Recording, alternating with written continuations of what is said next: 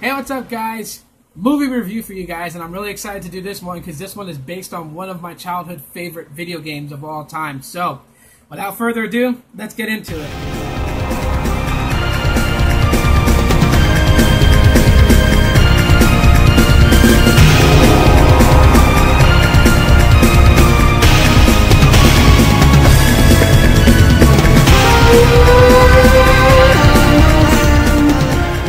So the movie that we're going to be talking about today is Street Fighter Assassin's Fist, and I grew up on the Street Fighter franchise. It was my preferred one. I remember back in the day when everyone was choosing sides, whether it was Mortal Kombat or Street Fighter, and I liked both the games, but Street Fighter appealed to me more. Its story, I gravitated more towards story, and so I was a huge fan of it. Had every of the earlier games, the Super Nintendo games. I had the original Street Fighter game, not Street Fighter 2 World Warriors, but the actual Street Fighter where player 1 was Ryu and player 2 was Ken. I had that one, and then I got Street Fighter 2 World Warriors, Street Fighter 2 Turbo, and then Super Street Fighter 2. So I had those 3 games. And so anyways, when it comes to games transitioning into movies, sometimes we don't always get exactly what we were hoping for. I remember I went to see the live-action Street Fighter movie with Jean-Claude Van Damme and all of them. My dad took me to see it when I was a kid, and I was utterly disappointed in the fact that, they changed a lot of the story. They had Wes Sudi play Sagat, and he's not a very tall dude. He's pretty short. I mean, Bison was taller than him in the movie. Ryu and Ken were CIA agents, which is totally like, what the heck are they doing? So when I found out that they were doing a live-action series for Street Fighter, and I was like, okay, how's this gonna go? Because then, of course, Street Fighter Legacy with Legacy or Legend of Chun-Li or whatever, I wasn't too impressed by that either. So anyway, Street Fighter Assassin's Fist, heard about it, checked it out. I checked it out as it was a series. And they actually took all those episodes and they put it together in a movie, but they kind of gave, an extra special ending to it, which we'll get into that. But basically, Street Fighter Assassin's Fist focuses on Ryu and Ken, but it focuses on their much earlier days. So this is when they were training under their sensei Gouken, who teaches Ansatsuken, which is the name of their fighting style. Now, while you're looking, and this is the cool part of the movie, while you're basically getting a backstory to Ryu and Ken, you're also getting another backstory because they have flashbacks for Gouken when he was younger, basically telling you the origins of Gouki, or Akuma. So you get to realize, or you get to see what started it all for Akuma, Basically, at the time, he was known as his birth name, Gouki, and him and his brother, Gouken, were taken under the training of Gotetsu. Now, Gotetsu fought in the war. He came back. He opened up his dojo. He was friends with Gouken and Gouki's family, and so when their parents died, he took them in, and he started training them in Ansatsuken. Now, Gouken would be more of like what you guys consider the goody-goody student, top student because he listens and follows directions and never questions his sensei at all. Whereas Gouki is struggling for more power. He wants to be stronger, he wants to be better than his brother, and he definitely wants to be better than his master. And so, you get to see how Gouki basically, late at night, would go through the scrolls, and he was learning basically what you would consider the dark side of the martial arts. Gotetsu was only showing them basically the light side of Ansatsuken. And there's a darker side called Satsui no Hado, which is murderer's intent. And so that's what Gouki was trying to learn on the side behind his sensei and his brother's back. Eventually getting himself banished from the dojo, he goes out into the wilderness with what he's learned and what he's taken from the scrolls. And he puts that into effect. Now, training himself, building himself up to be stronger, he eventually taps into Satsui no Hado. It awakens a demon inside him, now known as Akuma, which Gotetsu states is a legendary being of their martial arts. So, to reach that, there's only 2 ways. When you try to reach that, either you die trying or you'll successfully reach that pivotal point. But when you do, you're no longer yourself. You're basically a devil now. And so, Akuma trains hard, comes down, confronts his sensei Gotetsu in a battle, and beats him with the Shingoku Satsu, which is also a legendary move to a Satsukin. Basically, it's like a shadow one hit, but the hit counts as if you were blasted in that same spot for 1,000 times. So it's like 1,000 fist attack with just one punch. That's pretty deadly, especially, you guys got to watch that part. It's really significant. It's really cool how they pulled it off. The battle sequences, all the CGI, the effects was just spot on. I mean, it was great. But yeah, you get to see that backstory, and it kind of tells you, why Gouken is basically struggling hard to teach these boys right. So while you watch Ryu and Ken learn as they go along, towards the end they go into what basically Gouken tells them to do, which is to go out into the land, live off the land for 3 days and 3 nights.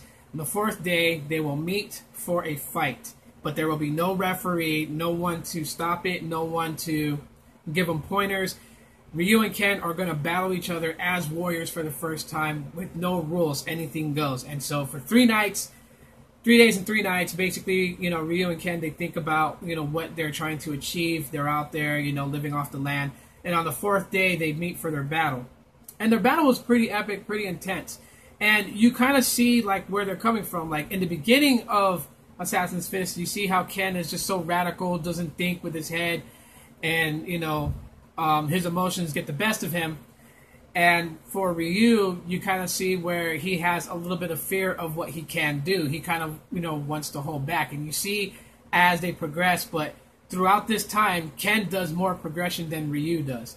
And in their meeting on the 4th day in their battle, it shows because Ken does beat Ryu in that battle. And he takes everything that he's learned from Gouken Sensei, and he actually uses what he was taught, and he focuses on his match. So he was able to best Ryu in the bout. But also at the same time, it wasn't that he was stronger than Ryu. It's just that Ryu still has that fear, especially several times throughout the series where he had accidentally hurt Ken. So, Ryu lives with that fear that he doesn't want to hurt anybody, so he holds back his full potential, as always. But anyways, in that match, Ken beats Ryu, and just out of nowhere, Satsui no Hado awakens in Ryu spontaneously.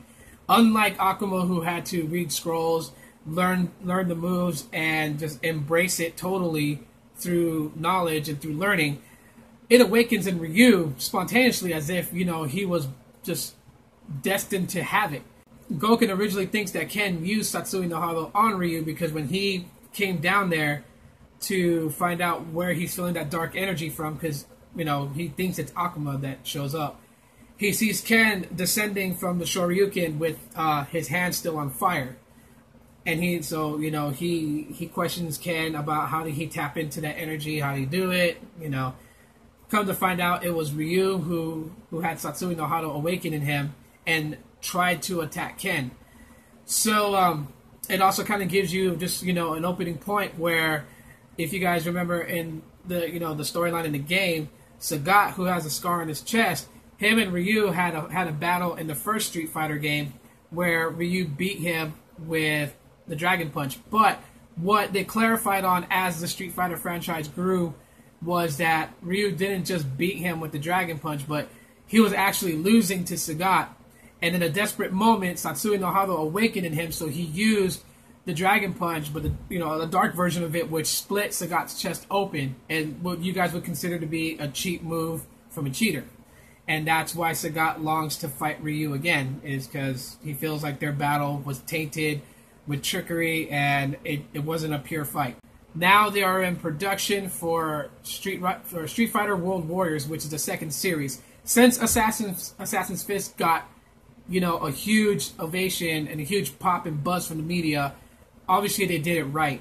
And so they are now working on Street Fighter World Warriors, which is going to focus on Ryu and Ken's Warriors journey, but it's also going to bring in Guile, Chun-Li, and some other characters and just kind of bring out the Street Fighter series. And also, Bison will be in it, so that's going to be really cool to see Bison in there.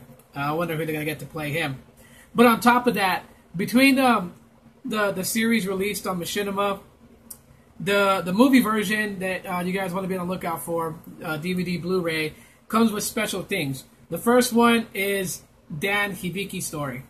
Now, if you guys know Dan from Street Fighter Alpha 3, you know, pink Karate Gi, and his fireball doesn't go any further than a few inches and disappears. He was actually mentioned in Assassin's Fist.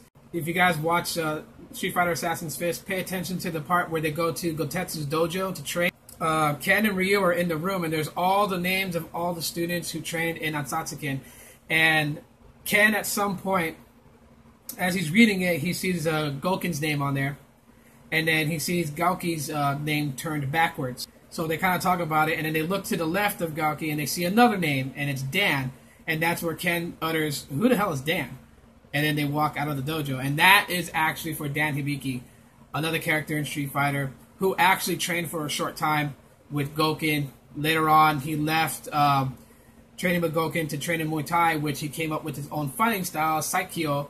Also, so you get this Dan story with the DVD, but you also get the extended ending, which wasn't showed in the series episodes released by Machinima, but the actual end, Gouken sits down, he writes in his ledger one last time, basically a farewell letter to Ryu and Ken, and he hands it to his helper and sends him off to send like all his teachings, because he had more things to teach Ryu and Ken, but he ran out of time.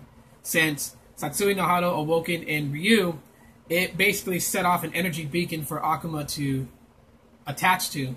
So Akuma goes in search of finding who is letting off that dark energy, because that's all Akuma cares about, is fighting, you know, other masters to basically call himself a Grandmaster of the Fist. Because Gouken knew that was happening, the rest of the stuff he needed to teach Ryu and Ken was sent off along with his ledger, his journal, which he, you know, told him about his battle with Akuma and how it was going to happen, and that he might not survive. And so the helper runs off into the forest, climbing a hill, and Gouken goes outside, and he sits there, and he starts feeling the presence of Akuma. He's waiting for him, and all of a sudden, Akuma appears in his doorstep of his house, as if Akuma was in Gouken's house while Gouken was outside. They exchange words, dialogue shared back and forth. Of course, Akuma tells him how he exactly tapped into Satsui no Hado, embraced death, and became Akuma. While Gouken talks about their earlier confrontations in the dojo of Gotetsu. And so, yeah, I mean, it's really, really awesome. I really love how they're just doing great with the stories. And so, therefore, I definitely recommend this movie for you guys to actually watch, especially if you're a Street Fighter fan. You're not going to want to miss this one. Street Fighter World Warriors in production, and they give an expected release date of the end of 2015 or sometime in the beginning of 2016, so I can't wait for that one to come out. Other than that, if you guys enjoyed this Street Fighter Assassin's Fist movie review, let me know by giving me that thumbs up. If you have not subscribed, please do so. Click that subscribe button and comment in the comment section of your thoughts. If you guys had seen Assassin's Fist, what are your guys' thoughts about it? And I'll see you guys next time. Thanks for watching.